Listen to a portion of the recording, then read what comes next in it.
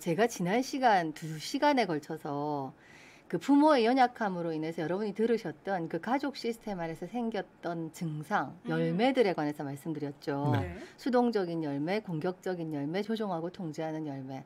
그럼 이게 회복되면 어떤 모습이 되나? 사랑 안에서 진리를 말하는 열매를 맺게 될 거다. 이렇게 말씀을 드렸는데, 그러면 그 회복된 모습 말고 수동적인 열매, 공격적인 열매, 조종하는 뭐 통제하는 열매가 있다면 나무가 있을 거고 네. 그 뿌리가 있겠죠. 그렇죠. 그 뿌리에는 뭐가 있길래 이런 열매를 맺게 됐을까? 이제 이런 궁금증이 있을 수 있잖아요. 네. 그죠? 근데 그 뿌리에 뭐가 있다고 생명나무 치유사역 모델에서는 가정하냐면 생각이 있다고 가정하는 거죠. 행동의 생각. 이유가 있을 거 아니에요. 네. 어떤 생각이 있으니까 그런 행동을 하겠죠. 예. 그래서 그 생각에 관해서 말씀을 드리려고 하는 거죠. 네. 생각은 이제 아무래도 우리 행동에 예. 영향을 주겠죠. 어떻게 영향을 준다고 하나요? 어떻게 영향을 주냐면요. 일반적으로 생각이라고 하는 것은 이제 인지적으로 하는 것은 환경과 우리의 경험에 관해서 분별하고 분석하고 판단하는 기능을 갖고 있겠죠. 네. 그리고 기억이나 배움이나 인식을 통해서 과거를 분석하기도 하고 그렇죠. 예측하거나 평가하거나 기대 등을 통해서 미래를 계획하도록 하는 것도 생각의 기능이죠. 그죠? 네. 그래서 우리 삶에서 이 생각은 굉장히 많은 기능을 갖고 있다고 볼 수 있습니다. 그렇죠. 그러면 그 생명나무 치유 사용 모델에서 말씀하신 네. 거, 그럼 생각이라 그러면은 조금 이제 너무 막연해 보일 수 있어. 일반적인, 네. 다른 명칭이 있나요? 다른 명칭이 있는데 그거는 모든 생각을 말하는 게 아니라 특별히 이 생명나무 치유사역에서 대상으로 삼는 생각은 왜곡된 생각이거든요. 왜곡된. 예, 왜곡된 생각.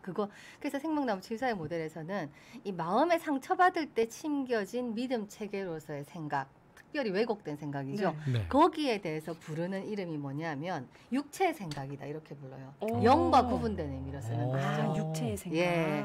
우리가 하나님께 기도하고 그 기도하는 시간에 이루어지는 일 중에 하나가 내 이 육체의 생각이 하나님의 진리로 바꿔지는 과정이다. 이 기도에 대해서 이렇게 설명하는 사람들도 있단 말이에요. 네. 그러니까 이 육체 생각이라고 우리가 구분해서 명명하는 것은 뭔가 왜곡되어서 우리로 하여금 진리에 기반해서 살지 못하게 하는 생각. 이런 의미로 이런 명칭을 쓰는 거죠. 근데 이런 생각들은 주로 무의식 중에 형성된다고 합니다. 그래서 우리는 일반적으로 이런 생각을 가지고 있다는 것 자체를 인식하지 못한 채로 나는 믿고 있으면서 지속적으로 영향을 받는 거죠. 그래서 이 육체의 생각을 다른 표현으로는 내가 믿는 거짓말, 또 자기중심적인 생각, 또는 일반적으로 부정적인 믿음 이렇게 부르기도 하는데 이 세 가지는 다 같은 내용을 얘기하고 있는 거죠. 그러면 이 내가 믿는 이 거짓말이 예. 자기도 또 알지 못하는 사이에 예. 그 행동에 영향을 주는데 이제 어떤- 예를 하나 들어볼까요? 네네. 네네.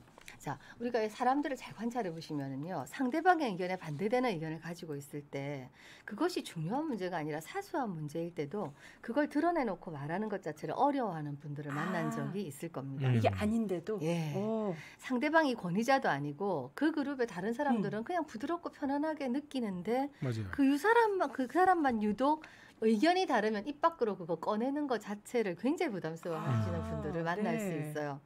자, 이런 분들을 자세히 관찰해 보고 탐색해 보면은요. 어린 시절의 경험을 탐색해 들어가 보면 네. 부모나 손위 형제 이런 의견과 반대되는 의견을 내놨을 때 아, 그대로 다 얘기하면 혼이 났거나 아니면 드러내놓고 혼이 나진 않았더라도 그 이후에 부모나 형제로부터 냉담하게 거절을 당했거나 이런 경험들을 그쵸. 반복적으로 하신 경우가 있거든요. 자, 이렇게 어린 시절에 상처받을 때 이 무의식적으로 심겨진 믿음 체계가 이때 생길 수 있다는 거죠. 육체 생각이 이때 심겨질 수 있다는 거죠. 예. 근데 이게 뭐냐? 예를 들면 나는 상대방과 의견이 다를 때 내 의견을 그대로 말하지 않을 때만 처벌받지 않고 사랑받을 수 아유. 있어. 수용받을 수 있어.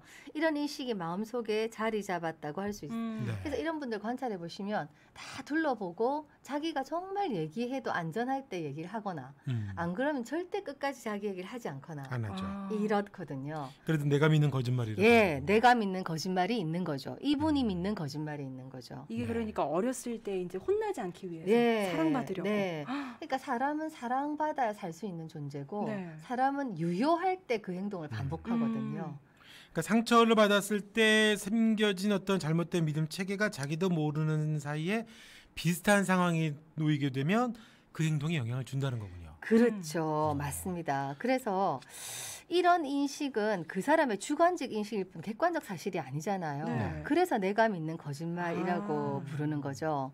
예, 왜냐하면 어떤 집에서는 자기 의견을 얘기하지 않으면 사내 녀석이 줏대 없이 자기 의견도 말하지 못하고 이것도 좋고 저것도 괜찮다. 뭐 하면 어떻게 해? 하고 혼내는 집에서 자란 사람은 반대되는 생각을 하고 있겠죠. 네. 이 사람은 어디 가나 또 자기 의견을 내서 부딪힌다 하더라도 그렇죠. 일단 자기 의견을 얘기하고 아니야, 그거 그렇죠. 아니고 네. 하면서. 네. 하면서 지나치게 불편할 만큼 아, 주변 사람들이 불편할 맞아요. 만큼 그래서 그런 분들 만나죠. 네. 그런 분이 있어요. 있어요. 제가 만나는 그룹에도 있거든요. 아주 불편해요. 네. 예, 분위기 파악 전혀 안 되고. 그렇죠. 예. 자, 이분은 믿고 있는 또 자기만의 거짓말이 네. 있는 그런 거죠. 거죠. 그래서 아. 우리가 관계에서 부딪힌다, 관계 안에 갈등이 있다, 관계 싸움이 있다 하는 것은 사실은 내가 믿고 있는 거짓말이 서로 다르기 때문에 각자 우린 다른 행동들을 하고 그것이 그렇죠. 옳다고 생각하고 그거 다른 반대 행동을 하는 사람은 이상한 거죠. 내 네. 입장에서 보면 네. 그게 충돌이 되면 이제 싸움이 되는 거죠. 싸움이 그렇죠. 되는 거죠. 그게 가장 싸움이 되는 게 부부 싸움 아닙니까? 아, 맞다. 각자 믿는 거짓말로 싸우는 그렇죠. 거구나. 각자 믿는 거짓말로 싸우는 거죠. 이건 이렇게 해야지. 이럴 땐 이렇게 맞아요. 하는 거 아니야? 맞아. 저럴 땐 저렇게 해야지. 그거 당연한 거 아니야? 이러면서 싸운 기억 많으시죠. 맞아요. 맞아. 거기에 자식이 껴버렸으니 또. 맞아요, 맞아. 그러면 이제 변수가 말도 못하는 거죠. 그래서 살면서 사이가 좋을 때 아이가 태어나고 나서 두 사람의 격전지가 아이가 됐던 양육 문제가 됐던 경험이 있으실 네, 거예요. 그죠? 맞아요. 그건 바로 양육에 관해서 내가 믿는 많은 거짓말들이 있는 거죠. 아, 왜냐하면 사람은 기본적으로 나는 괜찮은 사람이라고 생각하고 나처럼 키우려면 우리 엄마처럼 해야 돼. 맞아. 이렇게 되면 좀 일이 또 예, 커지잖아요. 이게 이렇게 되면 일이 커지죠. 그래서 이 회복의 과정에서는 내가 믿는 거짓말을 발견하는 게 굉장히 중요합니다. 근데 이 거짓말은 심겨지고 나면 무의식적으로 작동하면서 행동에 영향을 주기 때문에 발견하는 것이 쉽지 않습니다. 아, 그러겠죠. 왜냐하면 나는 믿는 채로 계속 사는 거예요. 그러겠죠. 본인은 당연한 것으로 여기기 그래. 때문입니다. 네. 그래서 이 생명나무 치유사역 모델에서는 사역과정은 앞에서 말씀드렸듯이 성령의 역사하심을 통해서 내가 거짓말이 무엇인지 깨닫고 그것을 진리로 대체하는 과정이거든요. 이것을 성령의 도우심으로 발견할 수 있도록 돕게 되는 게 생명나무 치유사역 모델인 거죠. 그렇군요. 네. 그럼 아까 나왔던 이 육체의 생각은 어떤 내용들을? 네, 육체 생각은 일반적으로 이제 가장 핵심적인 내용이 이겁니다. 주로 내가 사랑받고 인정받고 가치 있고 중요하게 여겨지려면 나는 내가 원하는 대로 돼야 되고 너는 내가 원하는 대로 해야 되고 세상도 내가 원하는 대로 돼야 되고 하나님도 내가 원하는 대로 돼야 돼. 맞아, 맞아. 아. 나 중심적 사고로 네. 하면은. 예, 우리가 이렇게 보면 야, 이 사람 과대망상증 환자 아니야? 이런 생각이 들지만 사실 우리 삶을 돌아보면 내가 굉장히 중요하게 여기는 어떤 문제에 관한 한 이렇게 생각하고 있는 부분이 있거든요. 맞아요, 맞아요. 예. 그래서 이 생각들을 살펴보시면 이런 생각을 가진 사람이라면 자신이 원하는 것을 얻기 위해서 자기뿐 아니라 타인, 나아가서는 세상, 하나님까지도 자기가 원하는 대로 돼야 한다는 매우 적극적인 생각을 하고 있는 걸 아마 여러분이 발견하실 수 있을 거예요. 이렇게 되면 또 기도도 내 뜻대로 기도를 하게 되더라고요. 그리고 하나님이 이제 안 들어주시면 하나님이 어디 있어? 하나님, 어. 그렇죠. 떠나요. 하나님이 날 사랑하지 않으시나 봐. 예. 이렇게 되더라고요. 그러면 그게 행동에 영향을 주는 예를 든다면 뭘 얘기해 주실 수 예, 있어요? 제가 제 예를 한번 들어보겠습니다. 제 삶에서 이 공부하고 관련된 육체의 생각이 저와 저희 가정에 어떤 영향을 줬는지 한번 말씀드려 볼게요. 뭐 멀리 갈 것도 없이 제가 이제 제가 경험한 게 있으니까 제가 이게 제 상처의 열매인지 저의 기질인지 구분할 수는 없지만 저는 제가 뭔가를 잘 해냈을 때 가치 있는 사람이라는 생각을 어린 시절부터 했던 것 같아요. 그래서 부모님께서 공부하라고 안 했는데 공부를 했거든요.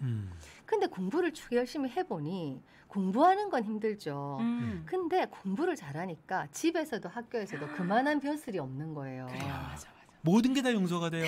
돌아보고 나니까 그렇더라고요. 근데 그땐 몰랐는데. 맞아. 그렇게 되면 공부하니까 집에서는 공부한다고 하면 짐은 면제되고 그렇죠. 어지간한 권리는 제게 돼요. 그렇죠. 동생은 공부를 열심히 안 했거든요. 네. 그러면 학교에서도 좋은 성적 하나면 다른 건 중간만 가도 아주 살기 편해져요. 자녀한테도 똑같이 또 원하시지 않으셨을까 싶어요. 맞아요.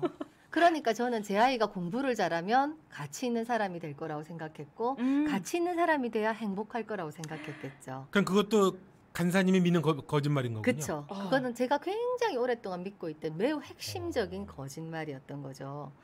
그러니까 저는 아이가 어릴 때부터 어떻게 하면 공부 잘하는 아이로 키울 수 있을까 하는 생각에 사로잡혔다는 표현이 맞습니다. 네. 이거는 사단의 생각에 사로잡힌 거잖아요. 아이의 공부에 도움이 된다고 생각되는 행동이면 무엇이든 적극적으로 저는 하고, 그다음에 아이는 타인이죠. 근데 아이는 공부를 기준으로 아이의 생활을 통제하고 또 조절하고, 또 남편도 여기 동참해라. 내 말이 뭐가 틀렸냐. 얘가 공부를 잘해 행복할 거 아니냐. 그래서 남편도 제 생활 패턴에 동참하기를 원하고, 또 평소에는 기도하지 않다가도 아이 시험 기간에는 새벽 예배 나갔죠. 네, 거기 새벽장이 많아서 새벽 예배 못 나가는데요. 너무나 적극적으로 기도하고, 그게 틀렸다, 막연히 이건 아닐 거야 라는 걸 알면서도 이 거짓말을 너무 오랫동안 믿고 있었기 때문에 이대로 살았어요. 예, 근데 이 삶뿐 아니라 저희 가정에 영향을 준 거죠. 제 삶뿐 그쵸. 아니라. 그렇게 했는데 물론 이게 나쁜 점만 있진 않죠. 그쵸, 공부를 이제. 열심히 하면서 성실함을 배우게 되고 이런 건 있지만 얼마나 엄청난 의외의 대가를 지불해야 됐는지 제가 나중에 알게 됐죠. 그 대가가 뭐였을까요?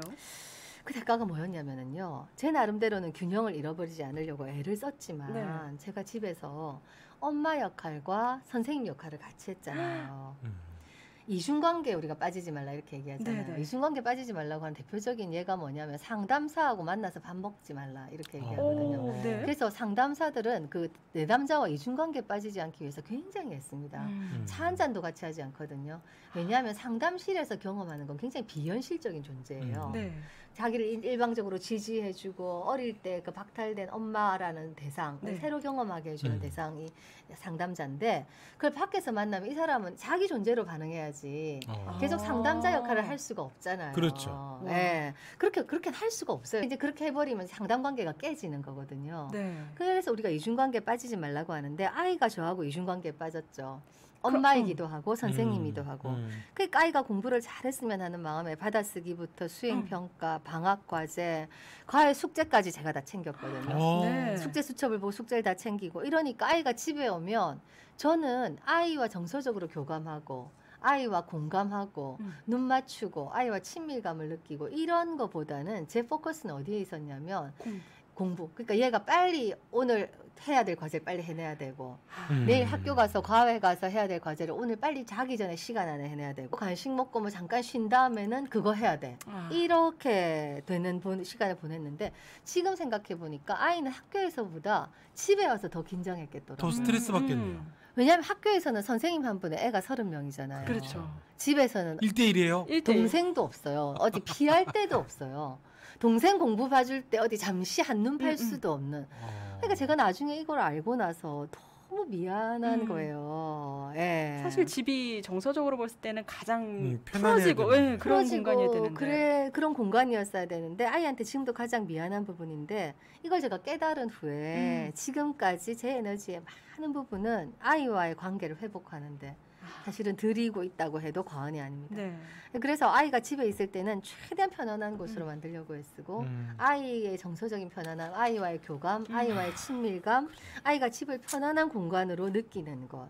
뭐 이런데 가장 최선을 다하는 네. 거죠. 예. 그래서 엄마들은 다 큰애가 집에 왔는데 좀 시켜 먹으라고 하지 왜 그러냐 네. 이렇게 얘기를 하는데 저는 이제 그 박탈당했던 거 어린 시절의 경험이 아이한테 네, 있다는 네. 생각을 하기 때문에 네.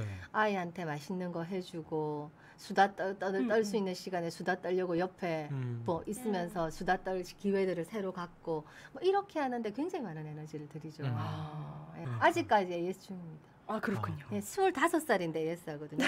그런데 얼마 전에 아이가 집에 왔어요. 네네. 아이가 기숙사에 있다가 방을 얻어서 나가서 혼자 있거든요. 혼자 있는데 처음에 좋다고 하더라고요. 그래서 집에 며칠 왔는데 제가 너무 위로가 돼서 마음속으로 정말 기뻤던 게 엄마 혼자 있는 것도 좋지만 엄마 집이 최고야. 이렇게 얘기하는데 제가 야 이제 어느 정도는 회복이 됐나 보다. 최고의 얘한테 칭찬이다, 집이 진짜. 네. 저 드디어 편안한 공간이구나. 저 집에서 와서 게임해도 아무 얘기 안 합니다. 아 그래요. 예, 오자마자 노트북을 장착하시고 네. 딱 높이 맞춰서 네. 게임을 시작하세요. 네. 온 날부터. 그러면은 저기 간사님이 라면은 갖다 드리시나요? 라면만 갖다 주나요? 온갖 맛있는 거 다 갖다 세상에. 주나요? 아니 PC방이 거기 있었네요. 그래서 아예 PC방 안 갑니다. PC방 안 가. 엄마 PC방 동나 그렇구나. 포항에서 PC방 가면 안 돼? 이렇게 얘기하면 엄마 PC방 가는 건 엄마 눈치 보여서 가는 거야. 이렇게 얘기하거든요. 어차피 다 가. 네, 그렇게 얘기하는 거거든요. 그래서 PC 눈치 안 줍니다. 아. 그리고 그냥 지가 하는 대로 내버려 두니까 그냥 거실에 나와서 게임 하거든요. 네. 제가 잔소리 한다고 음. 안 할 거 아니잖아요. 아, 숨어서 할 거 아니에요. 그렇죠. 예, 네. 그거 제가 조절할 수 없거든요. 그럼요. 지가 그 과정을 통해서 잃어버린 시간이 안타깝고 그걸 깨달아야 되거든요. 여기서 헷갈리시면 안 됩니다. 저희 아이는 25살이기 때문에 네. 제가 얘기를 안 하는 거예요. 아, 그렇죠. 자, 지금 성인이니까. 6살, 8살이다, 네. 10살이다, 어리다 이러면은 관여하셔야 돼요. 관여하셔야 되는데 자, 그럼 아이를 가만히 놔둬야 되는가? 그러니까 그렇죠. 어디까지 그거 아니거든요. 그거 절대로 아닙니다. 아니고 아이가 자기가 유능감을 발휘할 때 행복해요. 어. 행복한 세 가지 요소는 뭐냐면 자유, 두 번째는 유능감, 세 번째는 좋은 관계거든요. 네. 그러면 유능감을 어디서 발휘하겠어요? 공부예요. 공부 시키셔야 돼요. 시키셔야 되는데 저처럼 그것이 우선이 되면 안 된다는 거예요. 아, 그래서 제가 만약에 그 시절로 돌아간다면 전 음. 여전히 공부를 시킬 거예요. 그렇지만 제가 아이와의 관계와 공부 중에서 제가 관계가 무너지는 모습이 보인다고 하면 우선순위를 바꾸는 거죠. 어. 그러니까 그 마음을 항상 갖고 계셔야 된다는 거죠. 내가 아이와의 관계를 뒤로 하고 이걸 우선으로 삼지 않겠다. 이 관계를 우선으로 한 상태에서 내가 아이의 시간을 조절하고 조율하고 좋은 습관을 들이고 숙제를 해내는 습관을 붙이고 그거 하셔야 돼요. 그 성실성은 사실 훈련하셔야 되는 부모의 훈육의 일부예요. 네. 아이 놔둔다고 아이가 절대로 알아서 안 해요. 그러니까요. 그렇죠. 그런 애 진짜 1000명 중에 1명 정도 될 거예요. 네. 그렇거든요. 그래서 어린 아이들이 게임하는 거 그대로 둔다. 스마트폰 밤에 잘 때까지 한다. 그건 아니에요. 잘 때까지 시간 정하셔야 되고 네. 그다음에 자기 전에 스마트폰 반드시 밖에 우리 아이는 고3 때까지는 그렇게 했거든요. 스마트폰은 반드시 자기 전에는 그 엄마한테 거실에 두고 방에 들어가서 불 끈 거 확인하고 잠자리 확인하고 전 잠자리에 들고 이렇게. 근데 그 다음 이제 엉망이죠. 뭐 2시, 3시까지 스마트폰 뭐 20살 넘으면 그걸 어떻게 하겠어요? 그렇죠. 지가 그때부터는 지 삶을 성인인데요, 다시 꾸려 나가는 거죠. 네. 다시. 그건 어쩔 수 없지만 20살 이하의 학년기의 경우에는 부모님이 관여하셔야죠. 근데 네. 이거 어릴 때부터 관여 안 하면 중간에 못 치고 들어갑니다. 아, 그러니까 그래서 걔들이 유능감 학교에서 얘들이 성적으로 자기의 유능감을 평가받잖아요. 그렇구나. 예, 그렇게 할 때는 그 유능감이 느껴져야죠. 그렇게 해서 그 틀 안에 있어야 되는 거죠. 아, 예, 그 틀이 근데 불편한 틀이 아니라 아이들은 오히려 그렇게 할 때 안정감을 느낀다고 하거든요. 자존감 연구를 보면 아이들은 자기한테 제공된 그 안전한 틀이 있을 때 자존감이 높아져요. 아, 그렇군요. 예. 자유를 준다고 그냥 두시는 것도 답이 아니에요. 그렇군요. 네.